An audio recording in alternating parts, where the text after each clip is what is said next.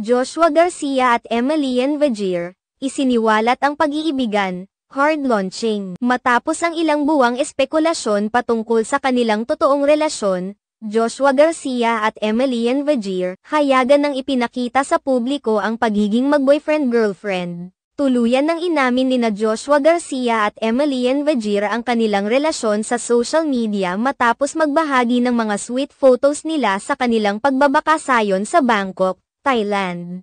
Noon pa man ay napag-uusapan na sa ilang mga social media ang pagkakaroon ng relasyon ni Joshua Garcia at Emelian Vergere matapos mapansin ng maraming mga netizens ang pagkakahawig ng kanilang mga ibinabahagang post sa kani-kanilang mga social media accounts. Subalit, tila hindi na nila kaya pang itago ang kanilang nararamdaman sa isa't isa kaya naman hayagan na nila itong ipinapakita sa publiko. Sa Instagram account ni Emelian Vergere, ibinahagi niya ang ilang mga larawan nila ni Joshua Garcia na nagpapakita kung paano umusbong ang kanilang pag-iibigan. Kaagad namang bumuhos ang suporta para sa kanilang relasyon mula sa mga netizens at pamilya ng dalawa na labis na nasisiyahan sa pasya nilang isiwalat sa publiko ang kanilang pag-iibigan. Matagal nang magkakilala sina Joshua Garcia at Emelian Vergere. Ang kanilang pagmamahalan ay nagsimulang umusbong mula sa kanilang pagkakaibigan.